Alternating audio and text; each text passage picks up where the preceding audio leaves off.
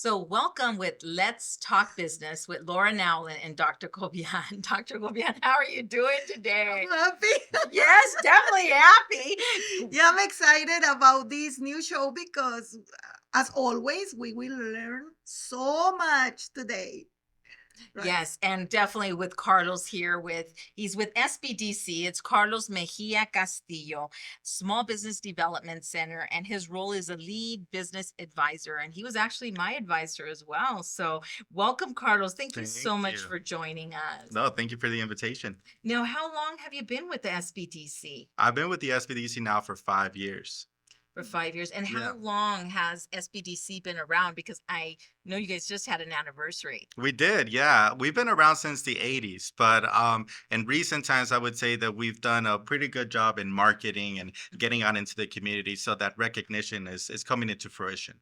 Awesome. And right now, the SBDC is actually under the Small Business Administration, SBA. So Yeah. you can share a little bit about that. Yeah, absolutely. So we're a nonprofit. It's a private-public partnership between the SBA and the colleges and universities of the region. We're part of a much larger association called America's Small Business Development Center. So wherever you find a recognized college or university, you usually see an SBDC center there, which is why we're affiliated with UNLV here in Southern Nevada. And as a state, our main office is housed inside UNR, Business of College. No, awesome. And so I know with SBDC, when you guys are having events, there are some events that we have to pay that I've paid for, very minimal though, not even a real expensive cost. But most of the events have been free. And then me talking to you as an advisor or other advisors with SBDC, because I've had the opportunity to speak to more than one, someone's paying the bill. Yeah. It's not me, is it? No. Well, that's kind of Explain maybe, yeah. So our core services in and of itself are at no cost and confidential. So that's part of our agreement with the community that we're helping and we're servicing. Any workshops, sometimes we have to bring in a subject area expert to talk about them. So we incur a great majority of the costs, and any costs that we do pass along to our clients are very minimal in that. But our funding comes from really all places. So we get funding from the SBA, we get funding from the universities that we're affiliated with. Some funding comes from the state, and then of course we got the taxpayer dollars. So the community is putting their money into these community resources available to them. Now, you mentioned workshops, and I think that most of us as business owners have heard of SBDC, SBA. But the question I have, Carlos, because a lot of business owners, they have attend Mhm. workshops, classes, any kind of training, but they don't know about the coaching part. Mhm. And I always think that if I go and attend a training, Mhm. I need help to apply it on my business Yeah. because we can do it by ourselves. I mean, it is exciting to learn, to see all the possible opportunities if you apply that. But the truth is that once the training finish and you don't see the professor, the teacher anymore, and sometimes you don't even talk to the other students that were there, it's like the information is here, but all you have here is a lot of frustration. Yeah. Because you invest time, you invest resources, such as effort and whatever, and how do I apply it now? Yeah, and you bring up a really good point. So I can give you a real life example of that. Mhm. So just recently, we concluded a 6-week Spanish incubator program. So that is a program that we developed. We kind of took a model from what other states were doing for the Hispanic community, and we tried to kind of give a crash course in 6 weeks. So right off the bat on week one, we kind of tell the attendees, the students, that we're going to give them generalized information. It's generalized information because across the room there's different businesses that are trying to be Right. developed. Now, the intention is to give you all of this information in hopes that you put it into practice, right? That's where most people kind of fall off. So they sit through the class for the 6 weeks, and then after the 6 weeks, they get to sit down with an advisor, so that now we're taking everything they learned from the class and we're personalizing it to their particular business. And so we're helping them also with the implementation of those concepts that they learned in the classroom. Now, there is a lot of business owners who are listening the show that they already took different Yes. workshops, Mhm. and they didn't even know about this service. Correct. Do they need to go through those 6 weeks in order to get coaching and mentors, or they can just call you and say, hey, I already took this and that and I don't know how to apply it, or they have to go through the 6? No, not at all. So we're helping you at the stage that you're in and that your business is in.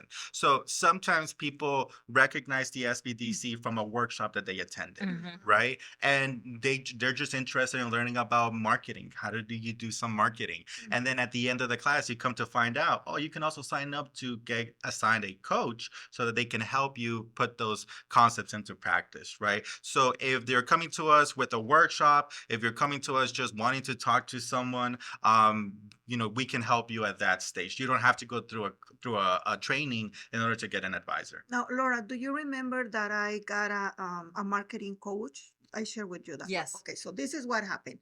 The marketing coach helped me a lot understanding that every time that I'm going to do a post, it has to be from the point of view of my client, not Mhm. mine, because Right. I was very technical.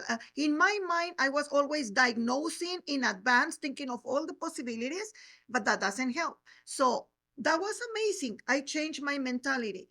But now what I need is how I can do it. And I'm not saying that the coach has to do it for me, but I need some sort of mentoring in Mhm. putting this flyer or this video or whatever together, so that this coach will tell me, you're doing it good, you're not doing it from your technical point of view as a professional, you are going to be able. I didn't have that. So you guys provide that? Yeah, absolutely. I mean, one of the things that I tell anyone that is interested in getting SBDC services is, it's in simplest terms, what we're really doing is we're giving you an outside perspective into your company that is not always the perspective of the business owner, right? It's Right. it's their baby. It's their baby. They don't necessarily see, the wrong side of it. But we got to think of the clients also, the people Right. that you're servicing, Mhm. and they're looking at you through that lens. So we're bringing that lens that the client might judge you on, and we're Mhm. giving you these different maybe tips that you can implement in hopes that you go and execute that. Then we sit back down and we talk about, did that actually work for your business, right? But we also kind of help you do some due diligence. So if you're in an industry that is competitive, Mhm. why replicate the wheel? Why don't we Right. go out into the market? Why don't we see what's working for some companies, and not copy it, but let's try to find a way to tailor it to your particular business, and then let's see if it works. Most times people don't do that. They don't seek into the market to see what their competition is doing. That's an error that a lot of business owners make, but there's a lot wealth of information you can find Is there. that a market analysis? It could be, yeah. So part of a market analysis is going deep into, like, who's your clients, and that's one of the things. That's how we start off with most businesses. You have an idea as to what your business does, but do you understand who are the people, who are the stakeholders that you're interacting with at all times? So we really have them sit down and tell me what your business really does, and that's where we come to this realization that there's narrow-minded perspective of, I think my business is here. It turns out it has the capability to go all the way here. Let's just work into adding a few things. So Laura, I'm sorry, No, just it's okay. so when I came to this city, the first thing I did, and I'm not gonna say names, I went and looked for help. This person told me, first you need to do a market analysis. Mhm. For me, that was the first time that I heard that word. Okay, so I said, oh, okay, how do I do that? Mhm. This person said, we do that, but there are so many people in front of you that I have no idea if we will be able to help you. For someone who doesn't know about business, who comes to the city, that's a wah, wah, wah. So it was a wah, wah, wah for me. So now that I had the opportunity to attend several trainings with you together in different places, Mhm. now I see that maybe there is a way for us as business owners not to do a professional market analysis, but at least to identify what's out there. There has to be an easy way. Do you guys guide us, teach us?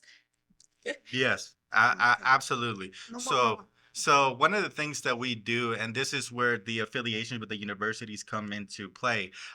So we have access to databases that the research faculty have at the universities. So if someone needed to get a like an industry report on the food and beverage industry, let's say, because they want to start a restaurant or a food truck, we can facilitate that information for them. If they wanted to maybe pinpoint a geographical area. I'm interested in putting a business in this location, and I want to look at the zip codes around to see who lives there. That's going to be my immediate market. We can facilitate that information for them. Within our affiliation with the university, we also have an internship program. So we're taking these business students at times and giving them hands-on experience on real life cases. So they're helping us do some of that research on the back end, compiling it into a report that then we send out to the clients for them to review. And then from that point, we sit back down and we talk about it. So if I could share my experience, okay. For Christmas, I got a Christmas gift from the SBDC. So I got an email from Albert saying, one of the students has completed a website assessment on your website. Here's how your website looks, and everything already done. Wow. Okay. They're doing it for you. I didn't have to go in there and do it. So like he says, they're on the outside looking in. This is what your business looks like. And here are some recommendations. Do you have to do them? No, we're just recommending. You may want to do this. Okay. That's one. Another thing that happened to me is during COVID, I'm like, I'm going to go to a different state. I need help. I'm thinking of going to Texas. Can you hook me up with someone in Texas, right? They helped me enroll with someone in Texas from SBDC. They did the research for me as to what area, what would make sense and what would not make sense. All you have to do for SBDC is first, you have to go onto their website and you have to enroll, because that's how they're able to count and get their funding, is because, Dr. Gobian, one more business just enrolled. And so now you can go ahead and schedule appointments with them. Okay. I've been on conversations with them where they ask you the tough questions. I've been on the phone with Carlos. It's like, Carlos, really? You have to ask me those questions. I haven't thought about that. I'm sure they want to hear at least one of that. Yes. It's like, well, what are the other staffing agencies doing out there? Have you gone onto their websites? Laura, let's go look to see what the other staffing agencies are doing. Why have you been with temp to hire for this long and you're still not maybe at the level you should be at? Wow. So it's a free business coach, free business advisor that you get because it's our taxpayer money paying right for this. So we're about to go to commercial. We still have a few minutes though. Anything else? What part of the enrollment? Should they enroll based on their state? What are some of the guidelines on enrolling? Like Dr. Cobian wants to now work with SBDC. How does she do that? Yeah, so here locally in the state of Nevada, we have a website, NevadaSBDC.org. So S for Sam, B for Baker, D for David, C for Charlie.org. When you go in there, you're going to see a red button. It's bright red. It says request advising. We did it like that intentionally, right? So you would click on that. You would sign up as a client. So it's a 6-part questionnaire.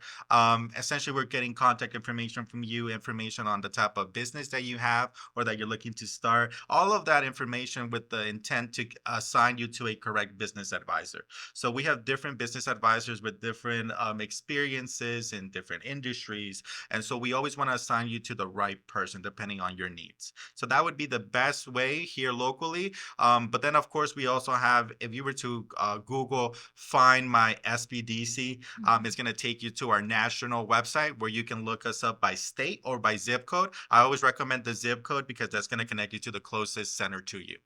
Right. And you actually come to our locations. You can do it virtually. There's so many different ways that we can do this. Right. Yeah. And then we're on your email newsletter blast list, right? So then we're Yeah. also getting different events that you guys are hosting that we could be a part of. Yeah, so Right. once you're in our database, you're in there for good. Mhm. So it doesn't matter if you're not meeting with an advisor on a continuous basis, you're still going to get looped in on the information that comes from the state that sometimes we're the first to know, which is great because then we can pass it along to our clientele. And you're absolutely right. We love to take field trips down to visit the business owners. We understand that sometimes it's hard to pull them away from their business. Right. So going to theirs might be beneficial, especially if it's a restaurant, because I love to eat. So we'll go over there. Invite Carlos out to lunch. Yeah. So we're going to go ahead and go to commercial and we'll be right back. Hello, this is Dr. Kovian. I am a naturopath or a doctor in natural medicine, a holistic practitioner, and I specialize in uncovering the root causes of your symptoms of health problems. How do I do that? Well, I use the electromagnetic resonance technology, same thing that CAT scan and MRI uses in the hospital. And once I know what's the root cause, through natural solutions such as teas, soups, smoothies, I'll give you the recipes for you to empower your own body's healing mechanisms so that you will heal or prevent any future health problems. You can reach me out here in Las Vegas. My number is 702-365-8000, or you can look for Balance, Salud y Vida. I have a website, I have social media, but 702-365-8000 is the best way to reach out to me. I will help you better your health, prevent any illness, increase your energy levels, reduce inflammation, pain. You will feel amazing. It will be a pleasure to serve you. Introducing See Us Now Staffing, led by yours truly, Laura Nowlin. As the founder and president, I bring over 17 years of expertise in sourcing for talent, building winning teams of professionals, marketing, and workforce development. At See Us Now Staffing, we're not just a staffing agency. We're your strategic partner in building a winning team of professionals for your business.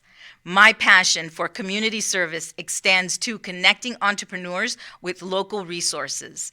Recognized by the Small Business Administration as the 2022 Nevada Family-Owned Business of the Year, we're not just changing the workforce landscape, we're defining it.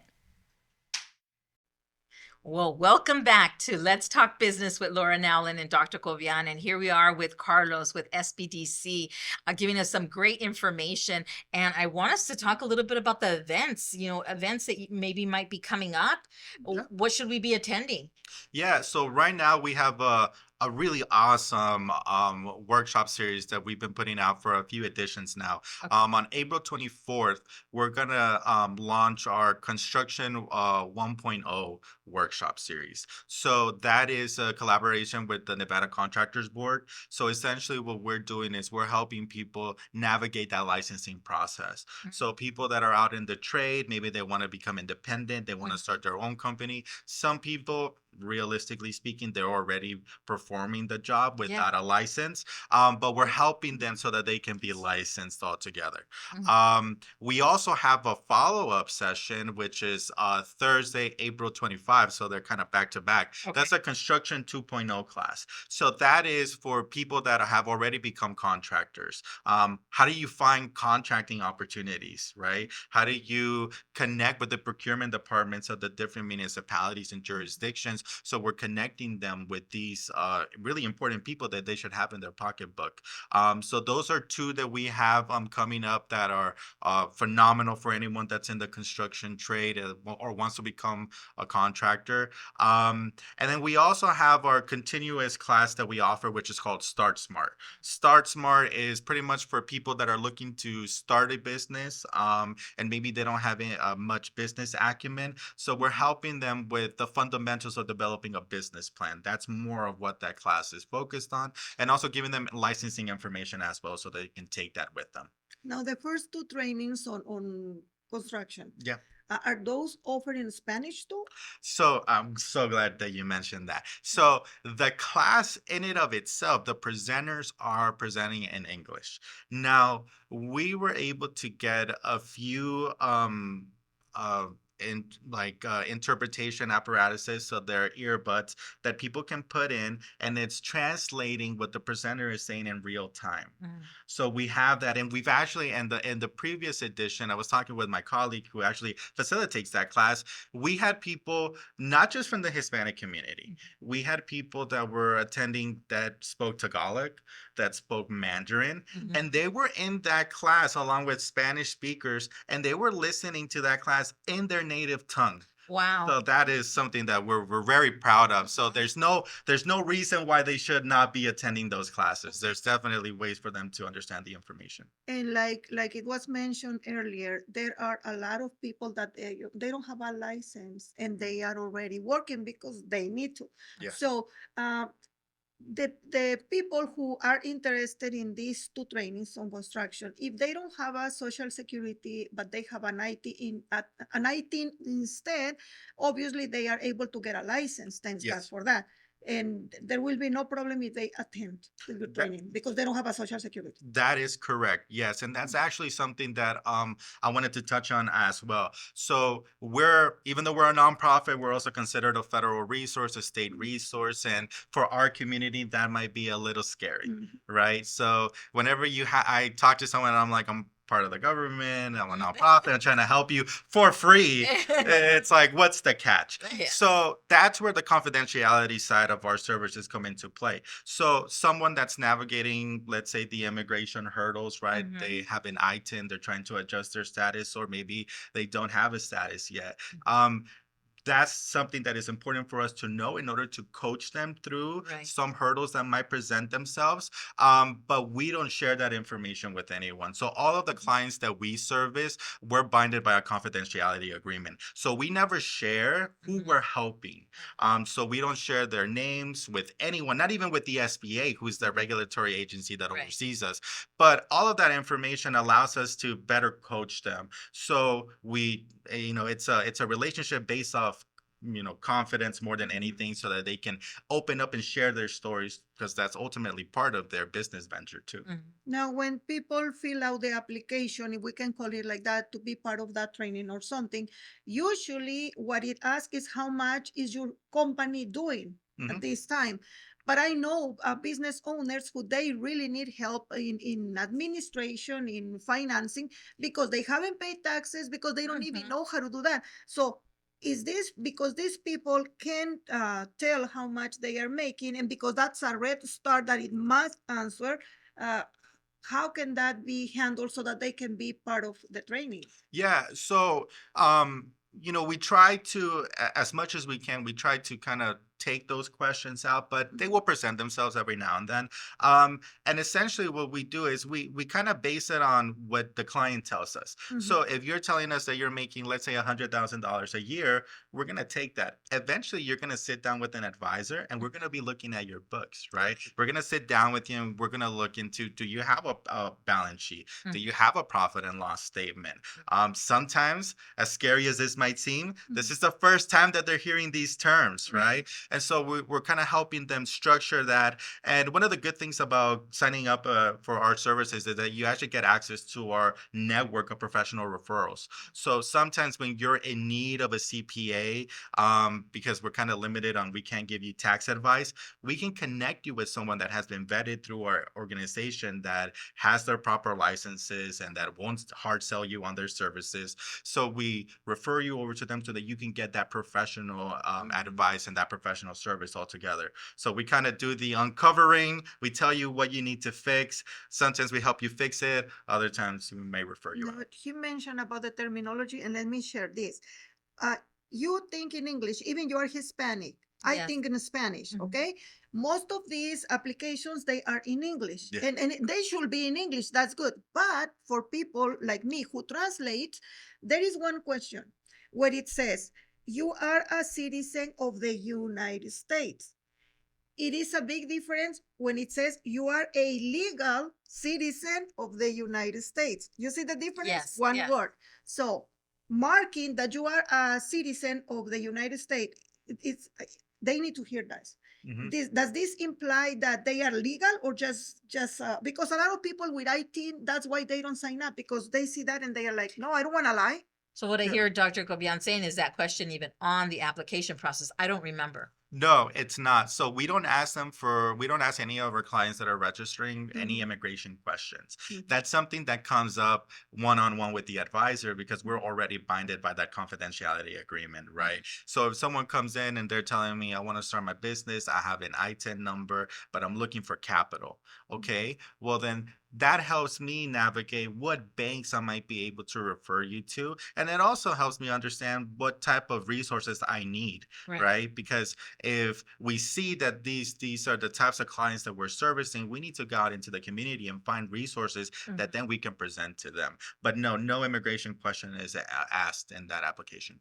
So QuickBooks is the most common application service system used for any business, Mhm. right? And so right now, are you guys offering any classes with QuickBooks? We are, yeah. So we just concluded a two-part series. One was in English, one was in Spanish. So we actually within our staff we have QuickBooks instructors.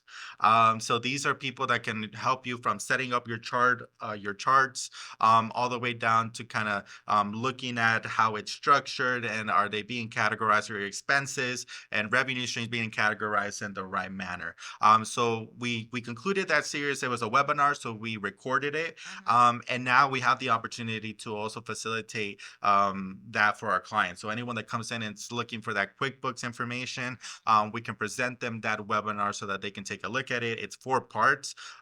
So just depending on what module they're interested in, or we can give them the whole series so that they can take a look at it. Do you ever teach those in Spanish? We did, yeah. So we had an English version and we had a Spanish version that allows us to then archive those webinars, those modules, and then we were able to pass them Now, out. after COVID, most trainings became online, but there is a lot of business owners like me who prefer in person. Yes. Do you have any QuickBooks in person, or are you planning on teaching that? So the thought process behind the webinars is that we're able to reach a much larger audience, Mhm. right? Right. Which is what we try to do, especially because that was a nationwide webinar that we were doing. I would say that right now a lot of our actual workshops are in person. But if someone were to come in and just looking for that QuickBooks assistance, we would connect them right away with one of our QuickBooks instructors so that they can sit down and they can get the ball rolling on that. That's So amazing. they don't have to take that webinar first. Is someone who's enrolled in SBDC, are they, is there a max amount that they can meet with the advisor? Or is the advisor, if the advisor's willing, would they be able to meet with them on a weekly basis? Or like, no, you only get once a month? If you could talk a little bit about that. Yeah, so realistically speaking, maybe weekly wouldn't be feasible. Okay. And here's the thing, like anything, there has to be a deliverable every single time that we're meeting, right? Otherwise, these conversations become a little bit redundant.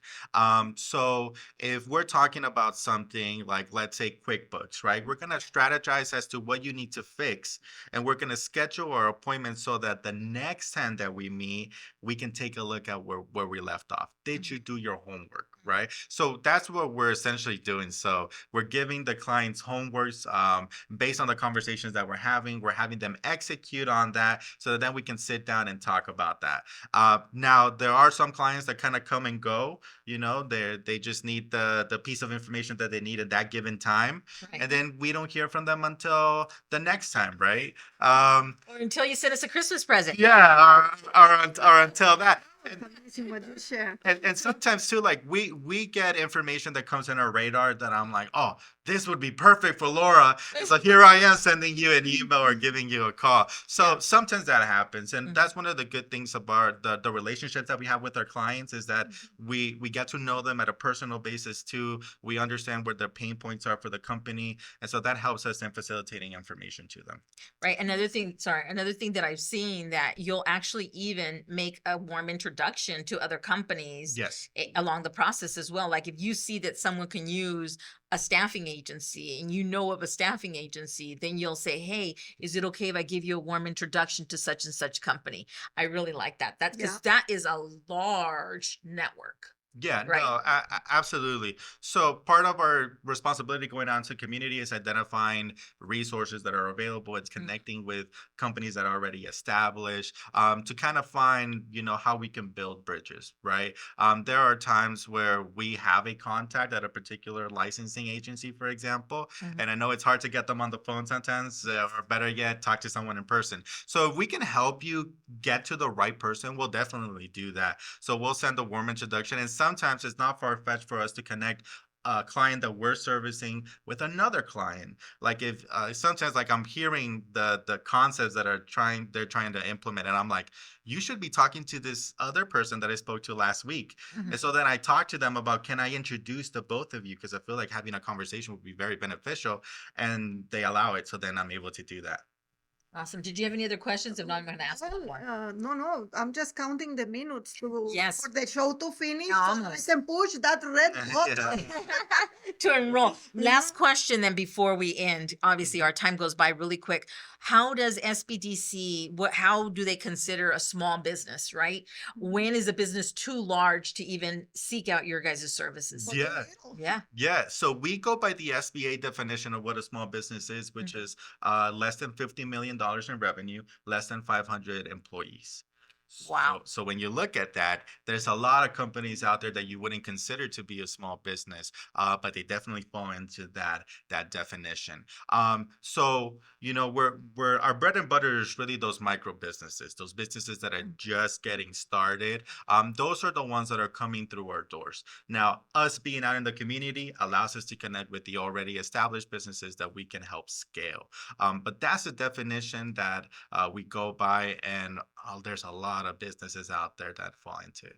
Yeah, no, so definitely the best place to go then is the sbdc.org website then? Yeah, NevadaSBDC.org.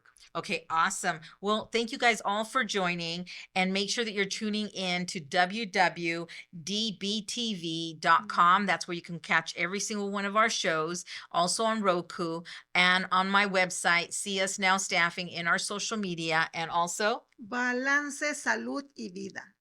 yeah, till the next time, Carlos, thank you so much for being on the show. All right. Thank you. Great. We'll see you guys on the next time. God bless. Bye.